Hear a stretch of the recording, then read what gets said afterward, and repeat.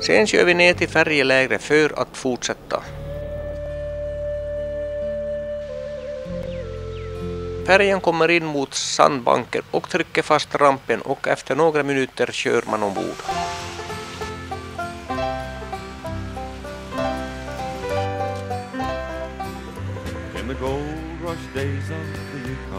Direkt drar vi iväg över Yukonfloden och på 5-10 minuter landar vi på andra stranden.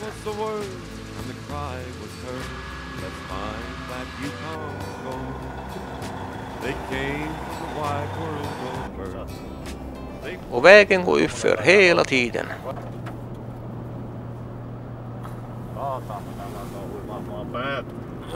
Vi kör nu västerut efter vägen Top of the World Highway, som blir på svenska toppen av världen. Och den leder till Alaska. Det är 106 kilometer till Alaska-gränsen.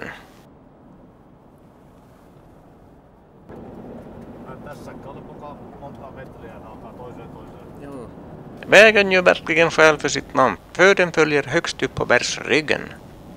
Den går på en höjd av drygt 1300 meter. Ja, Roland, det är dag 5. Ja, och det börjar bli världens tak.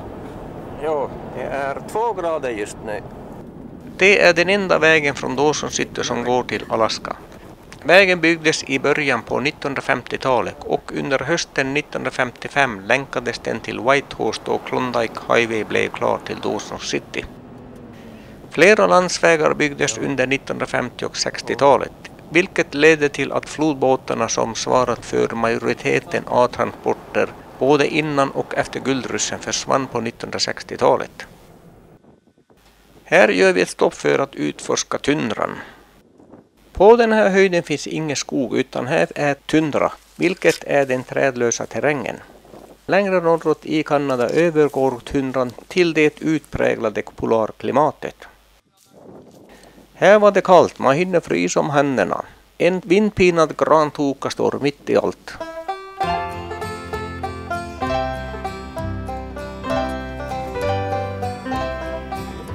In the gold rush days of the Yukon, many long years ago, gold was the word and the cry was heard, let's find. Och här är då vägen stängd. Vägen stängs för vintern då även tullen stängs. Det ser ut som den är stängd nu för vintern. Jag pratade med en kvinna igår i Dawson City som hade kört den här vägen från Alaska faktiskt igår. Då har vi kört från Dawson City, Top of the World Highway, dit. Och där är det stopp. Och där är Alaska-gränsen. Vi är ungefär 2 mil från Alaska-gränsen, men är det stängt så är det. Ja, det är så jäg. 2 mil till gränsen. Alaska. Vi filosoferar ett tag vad vi ska göra. Men det blir nog lite väl långt att vänta tills våren att vägen öppnas igen. Och vintern på denna höjd är nog hård.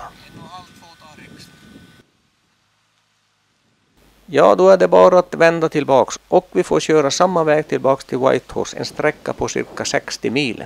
Och därifrån västerut till Alaska. Det blir en omväg på ungefär 100 mil. Niin, lähkö lähteä takaisin? Joo, 60 mil. Drygt 100 mil. Ja, siellä on 2 päivän ajo.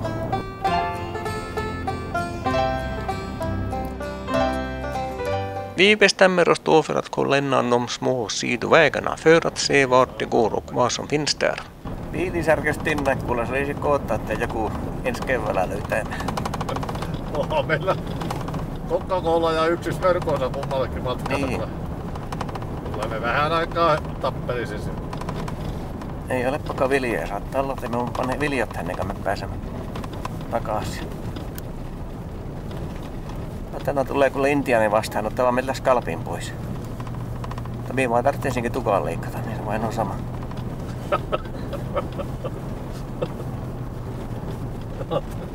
Se olen maksanut ja leikannut, sulla on mennyt hukkaan joka skalpin vielä.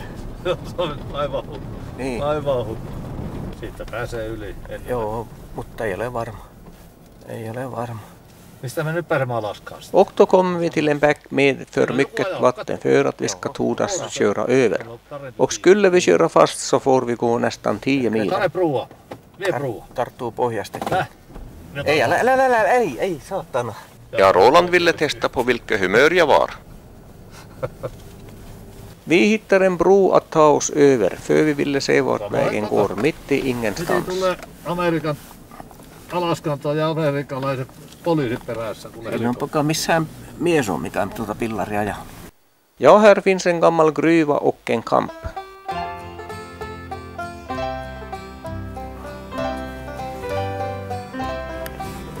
In the gold rush days of the Yukon, many Gruvarbetarna har kanske bott här, eller så kan det ha varit någon serviceanläggning. Det var Solli.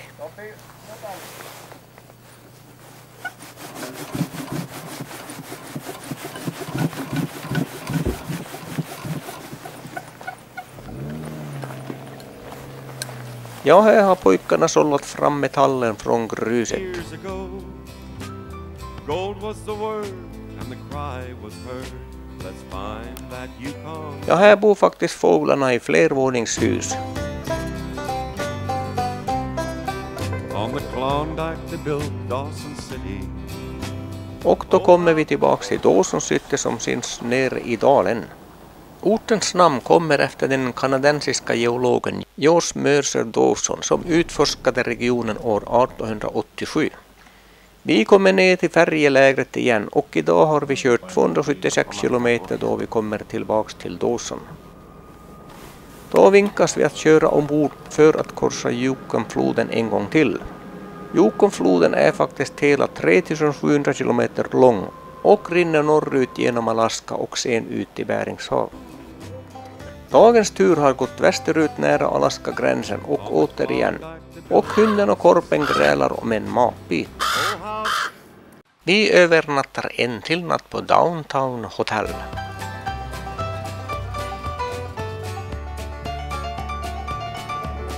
Morgon och vi drar iväg i gryningen. Ja, Rolle, det är dag 6. Äntligen dag 6. Joo. Jag tänkte att det var 5. Joo. Tänään onko pollarikko? Tässä on näet kaksi keltaista linjaa. Ei, mikä ne on? Mulla ei vaan koskaan. Niin, nyt on juoksenkin saat. Ei. No sitä miekkiä. Då vi kört en bit ser vi ett djur som är på väg upp på vägen. Det är en piggsvin och det är rörelserna. Piggsvinet tillhör gnagare. Ett stort piggsvin är runt 60 cm lång och kan vara upp till 80 cm. Och det väger mellan 13 och 27 kilo. Som alla andra gnagare har det kraftiga framtänder och saknar höntänder. När piggsvinet känner sig hotat kan det resa taggarna och anfalla genom att rusa baklänges mot hotet. Taggarna kan vara giftiga och orsaka irriterade sår. De vistas på marken och några arter skapar tunnelsystem och andra gömmer sig i bergsprickor eller bon av andra djur. De äter olika växtämnen. Vidare igen och nästa stopp blir vid Moose Creek, som är en campinganläggning med stugor. Här finns även en gammal trapperstuga.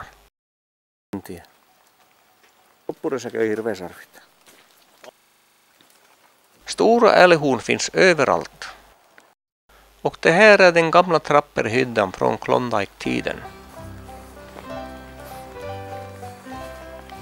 Det var inte lätt att gräva fram guldet då de stora fyndigheterna fanns ofta 5 meter under den frusna marken och kunde endast nås genom att tända eldar som tinade den. I hyddan finns trappers grejer kvar som fångstfällor, björnhudar. In the gold rush days of the Yukon, many long years ago. Och på varje stuga sitter det stora älghorn i gaven. Det är 30-40 taggare. Hunden fick nöja sig med horn mindre än 30 taggar. Oj, vad slog dig med kameran, va? Slog dig med kameran. Det är inte bara älgarna som är stora här, det är även myggen. Jag testar om hon är hungrig. Mitt blod dög inte och det var nog tur det. Telefonen är placerad uppe i trädet.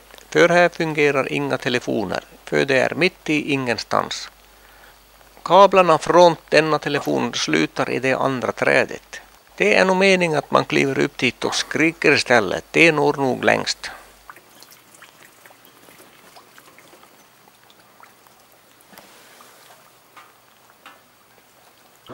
Inne finns ett kafébar och det är skönt och varmt då vedspisen utstrålar värme. I byggnaden finns även en hel del antika varor.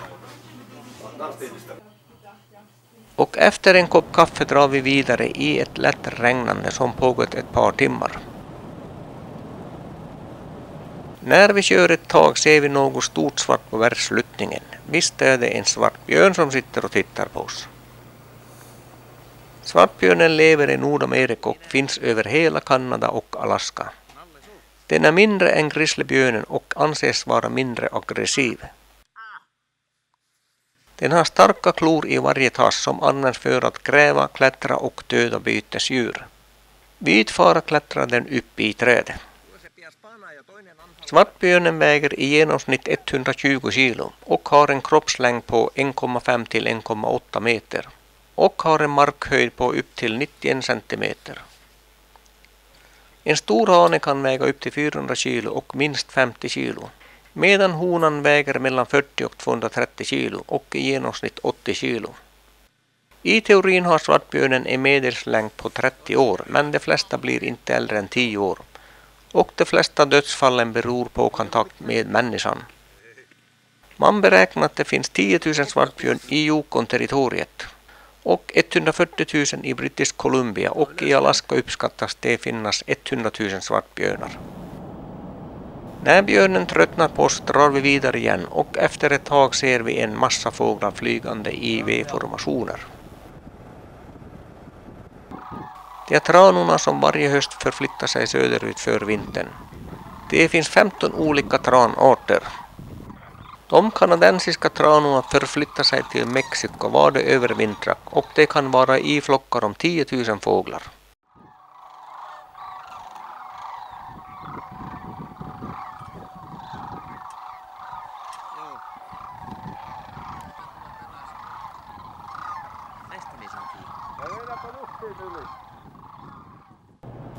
Vidare igen och vi kommer nu i eldhärjade skogsområdet, varför vi ett stopp för att se hur skogen föryngras efter branden. Skogen är grön, men vegetationen och brunna träd är svarta och sotiga. Här står några granar i beståndet, men det mesta är contortatallen. Barken påminner om granens medan barren liknar våran tall.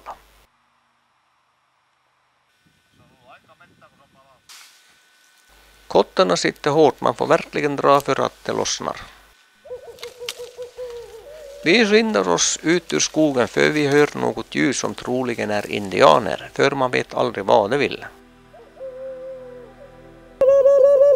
Ja, den här indianen var ofarlig efter det vi rökt fredspipa med honom. Med skalpen kvar drar vi vidare igen och efter ett tag ser vi då en hjort betande in till vägen. Hjorten kallas för elk här. Hjorten fick namnet elk av engelska nybyggare och Amerikas urinvånare kallar den för wapiti som betyder vit bakdel. Den kan väga upp till 150 till 200 kilo och bli mellan 1,2 till 1,5 meter höga över manken. Endast tjurarna har stora grenade horn, cirka 1,2 meter långa.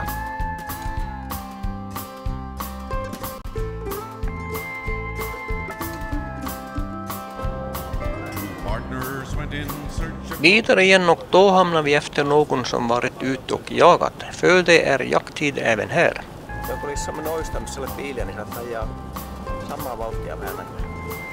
Uppe på lasset har han en karibuhorn och även stora älghorn.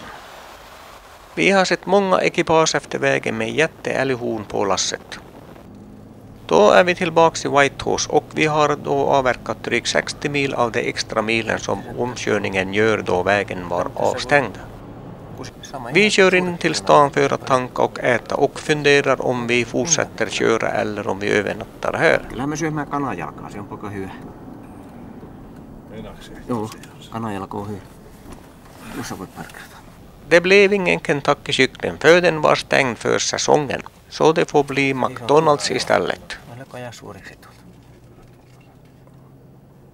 Efter en bit mat drar vi vidare igen och vi hinner köra ett par timmar innan mörkret. Tekee kuule, kun mä juopottelen. Sillä se on niin fiinillä.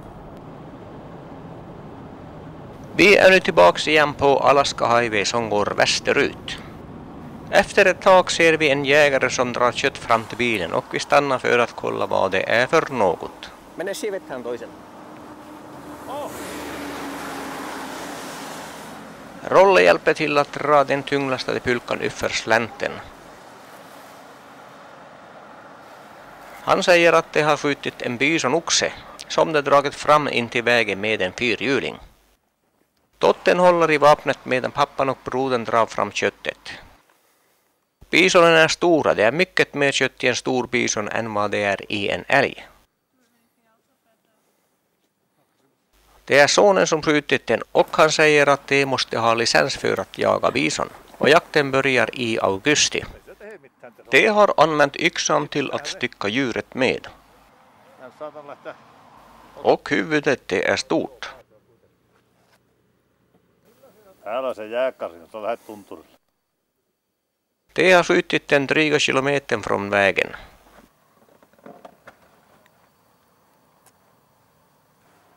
De får nu värma stekpannan flera gånger innan allt är uppätet.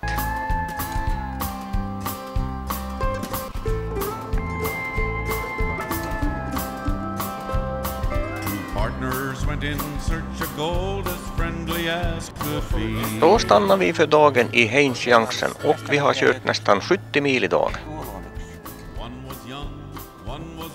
Dagens färd har gått tillbaka söderut från Dawson City till Whitehorse och därifrån västerut till Haynes-Junction. Där vi tar in på ett motell som är ett billigt boende. Taitamattomia tuo Roland teki syöpiä. Till middag provar vi friterade räkor, men det var ingen höjdare tyckte jag i alla fall. Ja, jag tyckte jag hörde även grymtningar från andra sidan av bordet. Tässä taken poika Sanna. Ja no förteletään kahvinkeitolta. Vad har han nu hittat på? Oj herregud, han har guldricka i glaset också. Åh helvete, jag har fått en whiskyflaska. Har du? Äntligen, efter 7 dagar. Oj, ja var ska det här sluta? Vad ska du ha? Var ska det här? Första morgonen med frost på vindrutan. Och morgonsolen färgsätter vackert bergssluttningen. Då rullar vi igen och idag kommer vi att passera gränsen till Alaska. 82 mil till Fairbanks, ja det är enorma avstånd här. 820 Fairbanks. Olemme huomenna siellä. Ja Roland, det är dag 7. Det är dag 7 och här nalkas Alaska med stormsteg. No, första frostnatten. Ja, det var väl minus 1 grad kanske.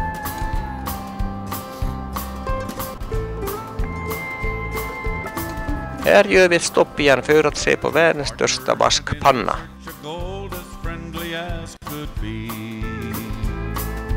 One was young, one was old, and the gay young fool was me. Since neither one could write his name. Fotostopp igen för att dokumentera de vackra vyerna. Och idag ligger det lite frost på backen.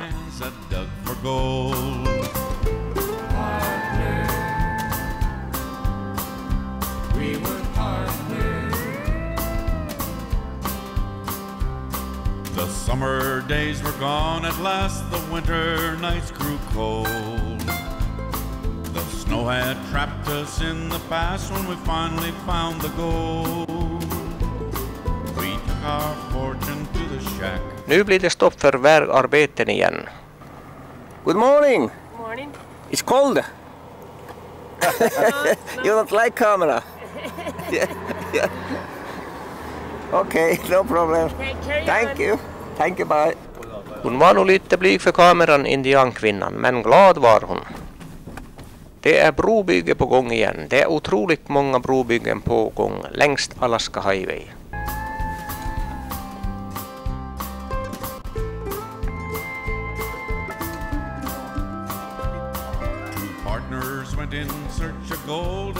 Han har våran nödproviant om vi blir stående efter vägen. Det behövs säkert 6 stycken varje dag. Ja, vi får klara med en apelsin. Ja, nu har vi kvar älgen, grizzlyn och indiankvinnan. Det fixar vi också med tiden. Ja, när vi kommer till Alaska så tror jag det grejas. From the shores of the Atlantic to Alaska's Bering Sea, To the tundra of the Arctic, there's a country wild and free. Well, here there lies a mystery that many men will tell. Linger and you're sure to fall. Och det är många torra älvar här, så det verkar ha varit en torr sommar. They say there is gold in her sand. She's got more than yellow gold in her heart that she'll hold. Northland in this far Northland.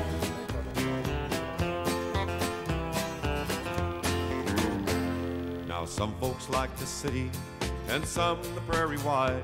Skogen är magra och plågade träd i en ogynnsam mark och ett ogynnsamt klimat. Täällä on viinimaatti.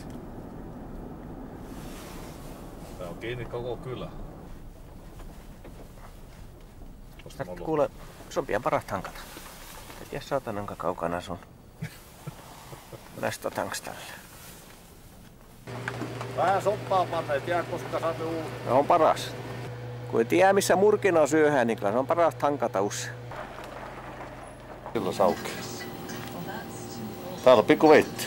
Veitti, ja. Vi går in för att få oss en kopp kaffe, för man vet inte var nästa café står. Viinaa tässä kyllä myyhään ja työkintaita vähän. Kuinkas tiskivesi maistuu? Tämä oli aika sopeva. Ja jävla diskvatten till kaffe. Jo. Jo. Nu är det diskvatten de använder. Inga klagomål, du får inget mer idag. Jag har inte fått riktigt kaffe nu på en vecka. Bara diskvatten. Du skulle servera riktigt kaffe igår men det blev ingenting. Det blev det sämsta jag varit med. Ja. Joo. Huija. Joo. Hui. Näyttääpä sullakin painumaan, kun monta kuppia juupii tiskivettä. Parempaa saa. She's got more than yellow gold in her heart that she'll hold. Northland in this far Northland. Och då kommer vi då till Alaska-gränsen och då kommer vi till USA, för Alaska tillhör USA. Welcome to Alaska! Äntligen! Välkommen till Alaska, står det på skylten. Där har vi rågången som separerar Kanada och Yukon-territoriet från Alaska och Amerika. På gränspålens vänstra sida står det Kanada och på andra sidan United States of America. Och flaggorna hänger för det är helt vindstilla idag.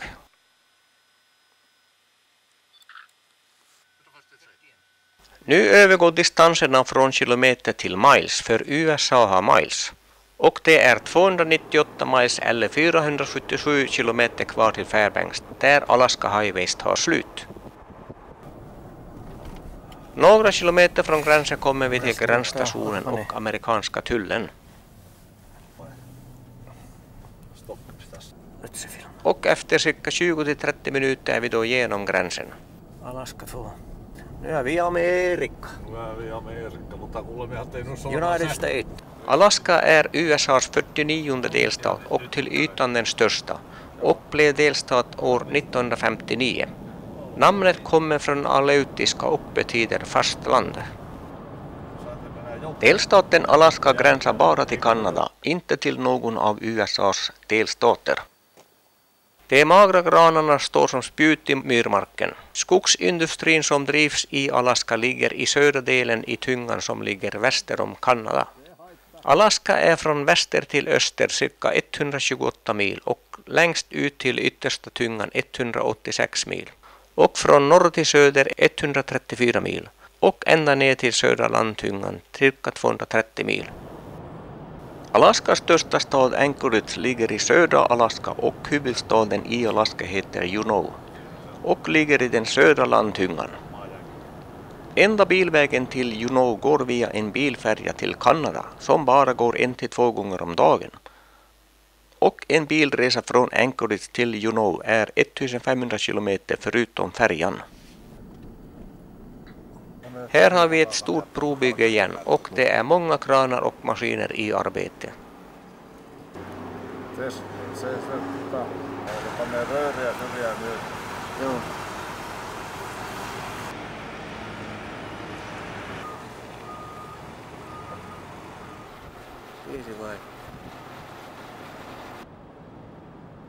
I Alaska bor cirka 640 000 invånare på en yta som är nästan 4 gånger större än Sverige, eller nästan 2,5 gånger så stor som Texas, den näst största delstaten. Alaska har bara 0,44 invånare per kvadratkilometer. Nu är vi hungriga och passar på att inta lunchen, för man vet inte hur långt borta nästa restaurang ligger. Nu är vi på en raksträcka som vi redan kört cirka 20 kilometer och den bara fortsätter. Rakt fram syns ett berg och där måste det i alla fall göra en kurva på vägen. In till vägen går det en cykelväg eller gångväg trots att det är enormt glest mellan boende. Det står väldigt mycket skrot runt husen med gamla bilar och traktorer. Det är ännu också samma raksträcka och nu börjar vi bli oroliga att styrsnäckan i bilen hinner rosta igen. För här behöver man inte använda ratten. Fler torra älvar och då får vi i alla fall se älgen. Det står 2 älgar nere i sjön men det är skygga, det far nästan direkt vi stannar trots att vi har motorn igång.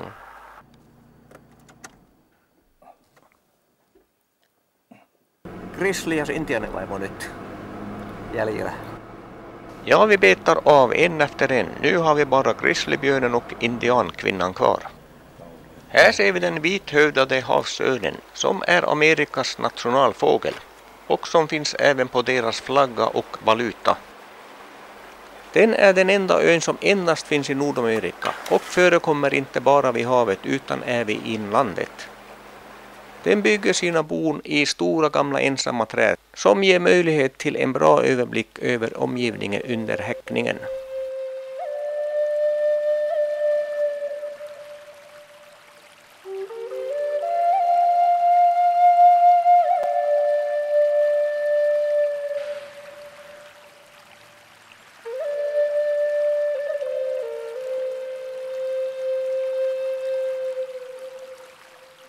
Alaska blev först befolkad av människor som kom över landbron över Beringsund och befolkades av en mängd olika grupper som inuiter, eskimoer och stora grupper olika indianer.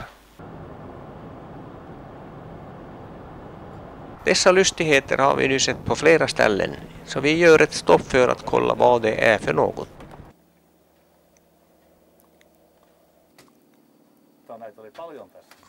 Nog ser det ut som det är gjorda för att något djur ska kunna passera vägen utan att bli ihjälkörda. Vi frågade på några ställen vad det var för något men ingen kunde ge direkta svar. Men de trodde också att det var djurpassagen.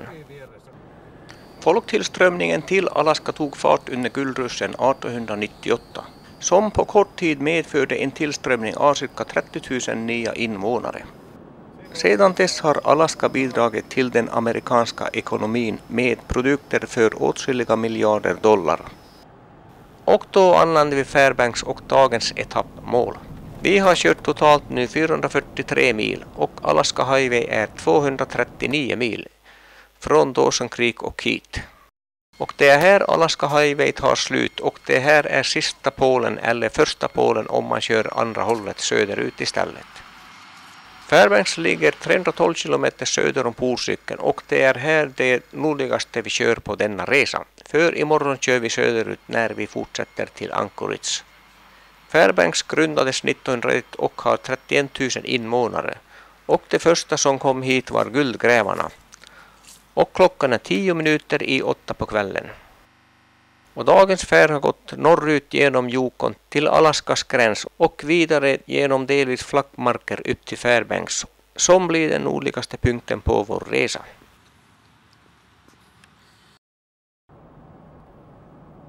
Morgon igen och nu kör vi söderut för första gången. 357 mil. Mailia. Så 52-53 mil, tack. Vägen söderut går på en höjd och det är enorma vidder. 1968 upptäcktes en enorm fyndighet av petroleum och naturgas vid den arktiska kusten. För att på ett effektivt sätt kunna tillvarata fyndigheten byggdes oljeledningen som kallas för Trans-Alaska Pipeline. Pipelinen kostade 8 miljarder US dollar och är 1300 kilometer lång. och går tvärs över Alaska till hamnstaden Valdez. Alaska har också sedan 1970-talet en form av basinkomst. Alla medborgare får med andra ord en summa pengar varje år. Och utbetalningen sker enligt principen lika till alla. Pengarna kommer från delstatens utvinning av olja och gas. Det står några mycket ödsliga gårdar här och där mitt i ingenstans. Och runt gårdarna står det en massa skrot. Dessa långtradare kör fort. Den här blåser förbi oss trots att vi kör över 100 kilometer. Ja, Roland, det är dag 8 och andra dagen i Alaska. Och ingen grizzly ännu. Nej, men en liten älg har vi sett. Grizzlyn och indiankvinnan är ogjort än. Du har blivit så kräsen. Jo, precis. Jo, man måste vara kräsen, man ska ju välja en stor grizzly. Då närmar vi oss Mount McKinley som är Alaskas och Nordamerikas högsta berg.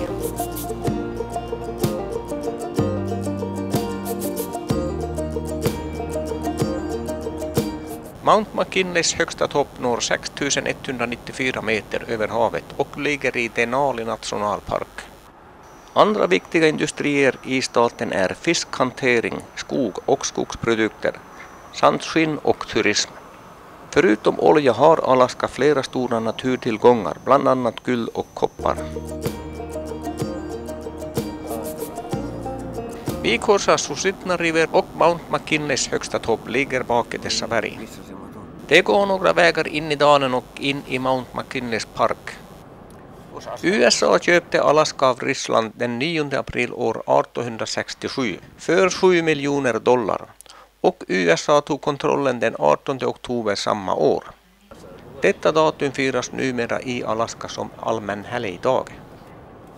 Dock bör betraktas att 1867 var året som Ryssland gick med på en överlåtelse av Alaska som först skulle gälla i 99,9 år med förlängning på 29,9 år om inget gjordes därefter. Och om inget gjordes därefter skulle äganderätten gå över permanent till USAs ägo. I Mount McKinley-området finns denna skid- och slalomanläggning. Just nu i slutet av september är det en död period då varken sommarturisterna eller skidåkarna är här. Då drar vi vidare igen och nu har vi lätt snöväder. Samtidigt som vi möter en av dessa långa långtradare igen. Inköpet av det nya området var inte populärt i resten av USA. Där Alaska blev känt som Suvers galenskap eller Suvers icebooks, efter mannen som organiserade affären. Efter inköpet och fram till 1867 var området känt som Alaska-departementet och mellan 1884 och 1912 som Alaska-distriktet. 1958 undertecknade president Eisenhower akten som ledde till att Alaska blev den 49:e delstaten i USA.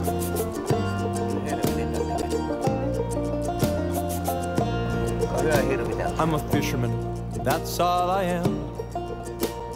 Born on the blue and the deep. My father's pride, rocked by the tide with the seagulls, sang me to sleep. Far back as I can remember. Skogen innehåller enormt mycket skägglav. Det var otroligt så mycket lav det hänger i träden. Det här borde vara mumma för renen. With no time to play, working hard every day, and by God, that's a fisherman's life. Here in the roar of the engine, far away from the harbor lights. Då kör vi vidare och tung rök fångar vår uppmärksamhet, varför vi ger ett stopp igen. Det verkar vara en riktig skrothandlare. Ja, det är karibuhorn bland alla möjliga varor. Här var det verkligen skrothandlare, från bensinpumpar till mössor.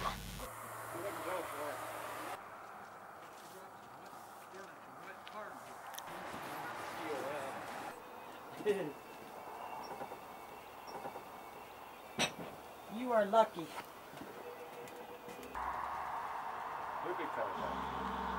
Joo, ne on myynnillä.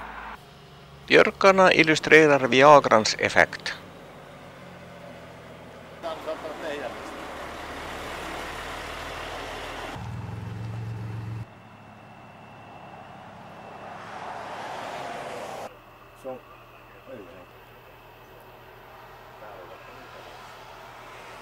Går man in i butiken är det lika fullpackat.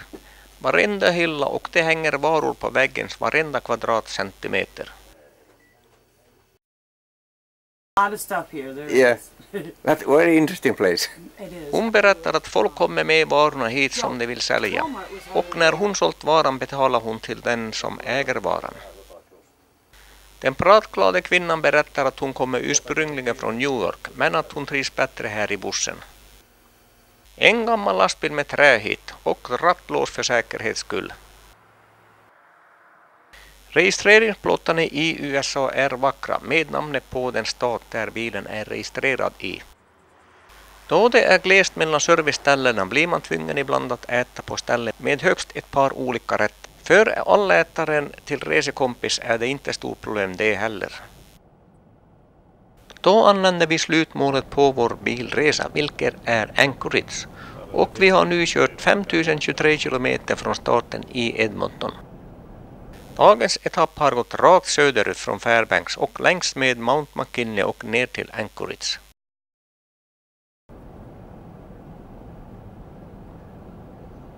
Vi tar in på ett billigt motell nästan mitt i centrum. Till middag blir det en rejäl köttbit för man har nästan sett hunger idag.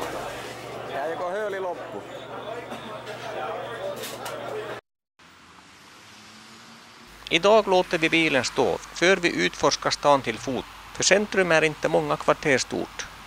Anchorage är den överlägset största staden i Alaska med sina 270 000 invånare. Huvudstaden Juneau och Fairbanks har 31 000 invånare.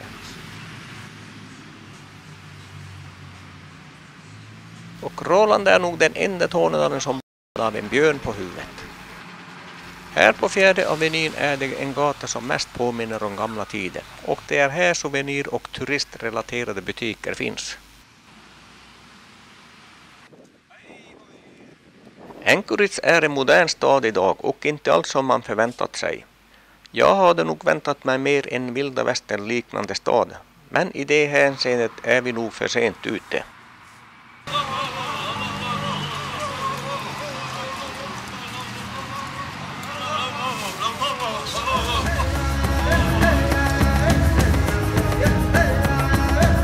Efter vi dansat runt Totempolen hoppar vi på stadsrundturbussen för att orientera oss.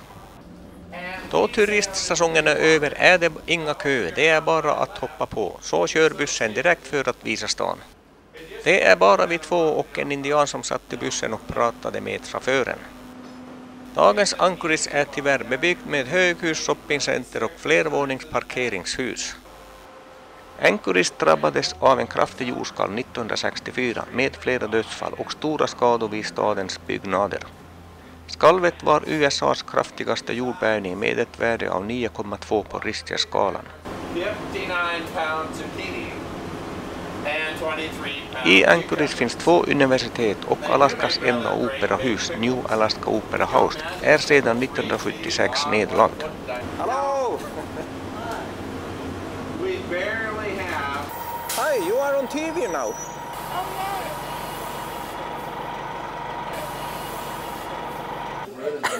Ja, han kliar sig åt huvudet för nu ska vi äta kungskrabba. Kun se kaulasta nipistää, niin se kuolee kuitenkin. Ei helvetti, tästä tulee niin. Millaisella tahtilla? Älä kysy multa. Vi delar på en för kungskrabban är stor och man äter bara innehållet i bena. No se poika nyt kuolee. Niin yhden käpäillä, mä olen syönyt. 10 senttiä vielä jäljellä, niin kuin se käpäillä.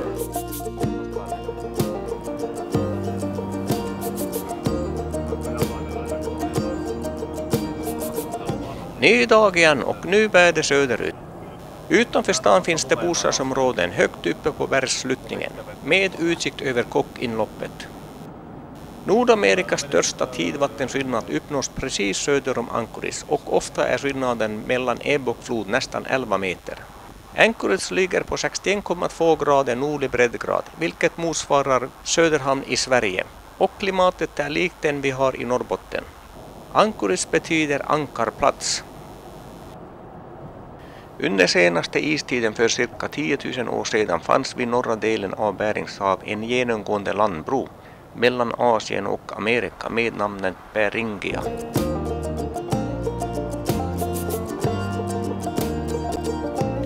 Efter drygt en timmes körning tar vi av in i dalen till Portage Valley, vägen som går till Whittier. I dalen finns flertalet glaciärer. Dessutom fanns i södra delen en landbro från Kamchatka till Alaska längs dagens kedja av öar. Den senare var däremot inte helt genomgående utan delad i 2 delar genom en gravskänka. Vid istidens slut sjönk havets botten cirka 125 meter ner. Man tror att det är via dessa landbroar som ursprungsbefolkningen kom till Alaska och vidare till Kanada och Amerika. För att komma till Whittier måste man köra genom berget i en tunnel som är 4 kilometer lång. Tunneln är enkelriktad och delas även med tågen. Man kör i vardera riktningar var 30:e minut. Det kostar $12 för personbilen. Tunneln har varit stängd i april då en stor sten rasat i tunneln.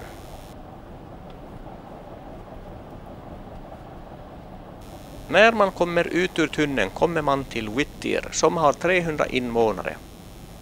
Samhället ligger i närheten av fjorden Prince William Sound. De första nedskrivna berättelserna tyder på att de första européer som nådde Alaska kom från Ryssland. Vi hade planerat att ta en val- och glaciärkryssning i fjordarna, men det hade upphört förra veckan för säsongen.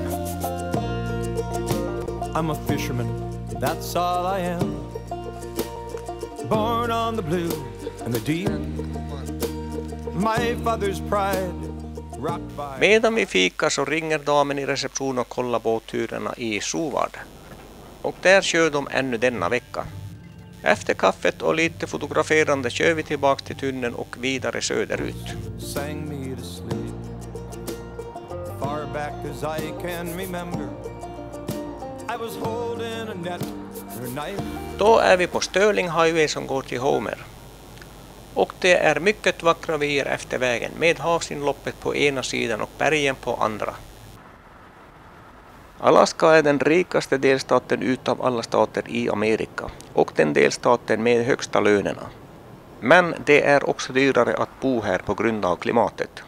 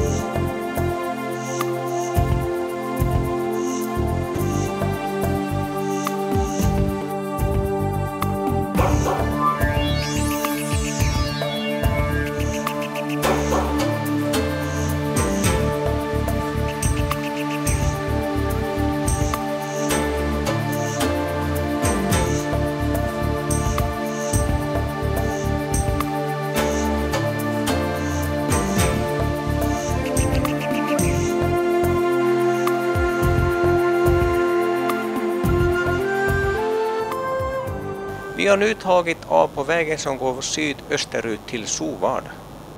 Det är söndag eftermiddag och helgfirande Anchorage-bor är på väg hem igen. De vackraste vyerna i hela Alaska upplever vi här söder om Anchorage, nära fjordlandskapen.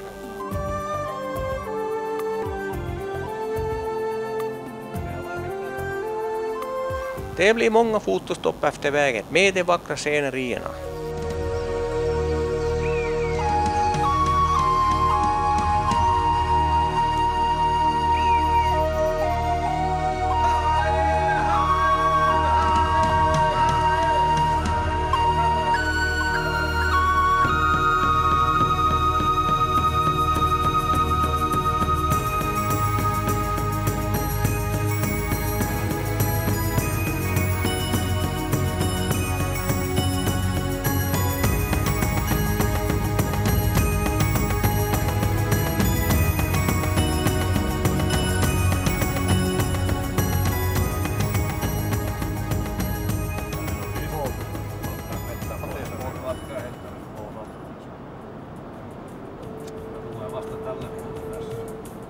Mä kruusajohtaja, ne maksaa monta sattaa kruunua.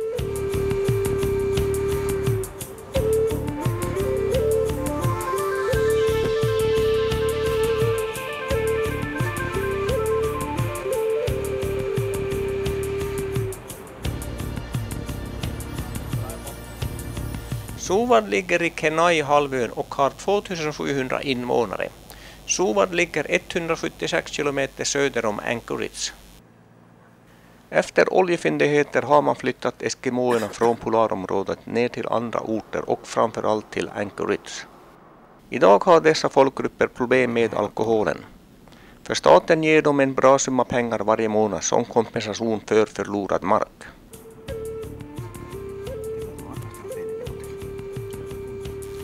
Och idag har vi kört söderut, först till Whittier och sedan vidare genom vackra landskap hit till Suvard. Vi tar in på ett motell igen och det finns gott om boende så här sent på säsongen.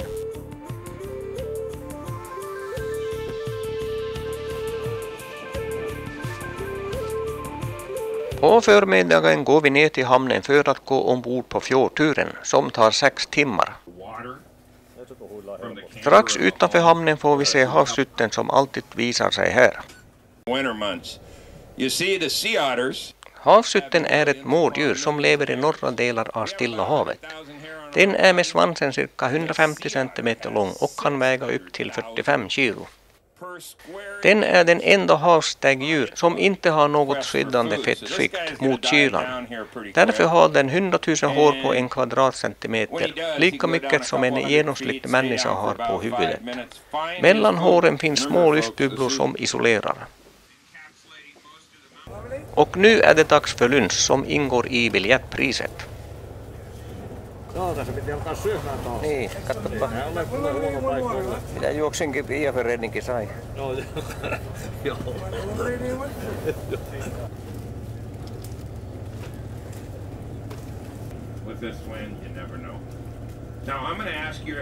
På TV-skärmen ser man bilden från ekolodet och även GPS-navigeringskartan.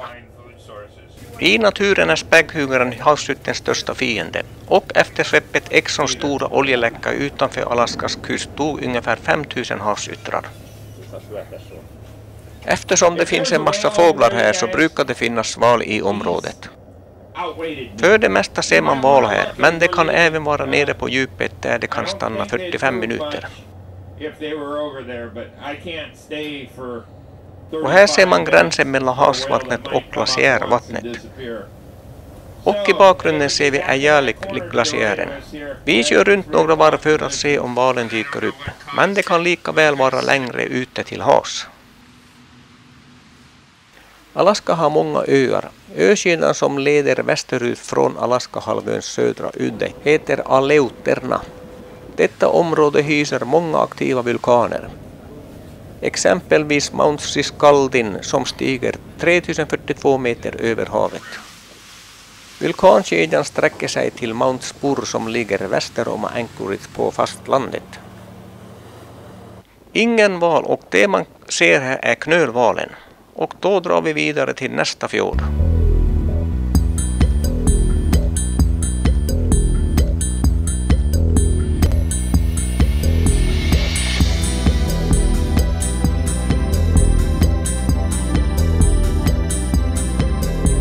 Och då kommer vi fram till Holgate-glaciären.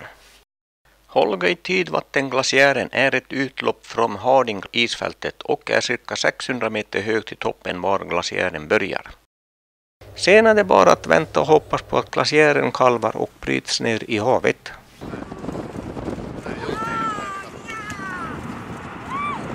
Och där fick vi se en rejäl kalvning. Det är bara då när det träffar vattenytan. En glaciär är en massa av is och snö som utgör jordens största sötvattenreserv. Och är den näst största ansamling vatten efter oceanerna.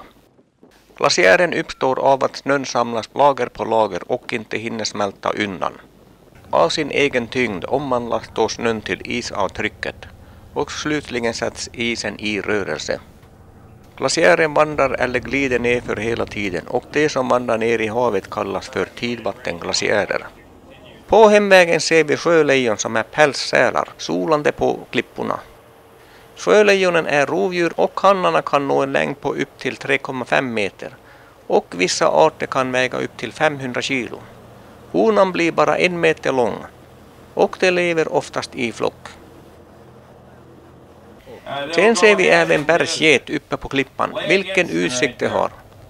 Och höjdskräck har de då inte.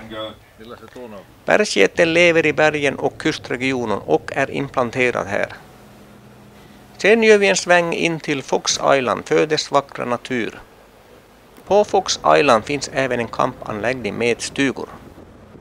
Havet Beringsund är kallad efter den danska upptäcktsresande Vitus Bering som utforskade havet i rysk tjänst 1768 och 1741.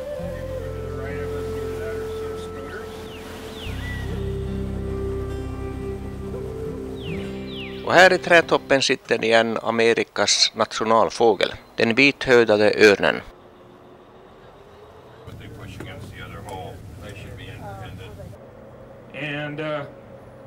På eftermiddag anländer vi sovar igen och drar vidare tillbaks till Anchorage. På hemvägen stannar vi vid Indian House för att se vad det erbjuder.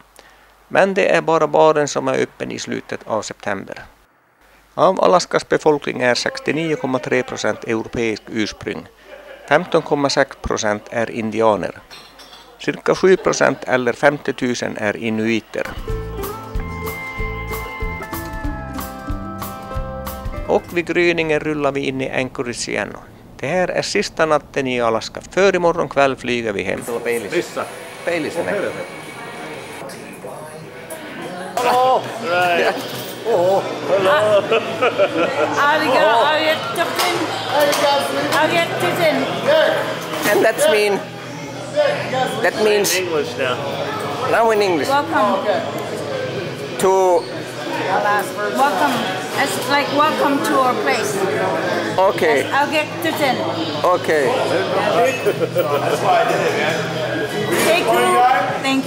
Thank you. Thank you, Alaskan Eskimo. Yeah. Thank you. Ja, hon var glad Eskimo-kvinnan. Och nu kör vi runt Lake Hoots sjöflyghamn, vilket är den största samling flygplan i hela världen. Här står mellan 2 till 3 000 flygplan. Nästan en fjärdedel av Alaskas invånare bor i väglöst land och enda färdsättet för dem är att flyga. Sjöbasen ligger in till internationella flygplatsen och sommartid är det en rand med plan som startar och landar hela tiden. Alaskaborna flyger själv ut i naturen för att fiska eller jaga. Vildmarken ligger precis bak i stan, bortanför de närmaste bergen. Som turist kan man ta olika flygturer som sightseeing runt bergen eller för att fiska en kväll eller en hel dag.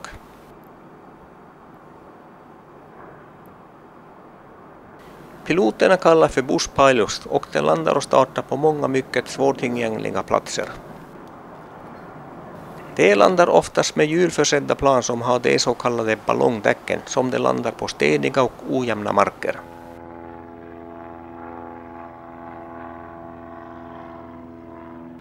Flertalet av dessa plan utrustas med skidor för vintern då de flyger på sjöarnas isar. Rosnostopp.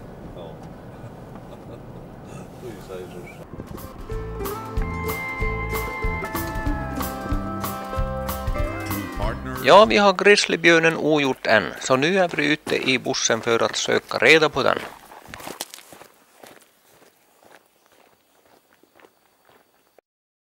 Här finns en slalomanläggning som ligger 30 minuters bilresa från Anchorage. Ja, på flygplatsen får vi till sist se storbjörnen. Det är världens största björn, en Kodiak brunbjörn som är större än alla andra. Den är över 3 meter hög. Här ser vi hela rutten som blev 570 mil med turen ner till fjordarna.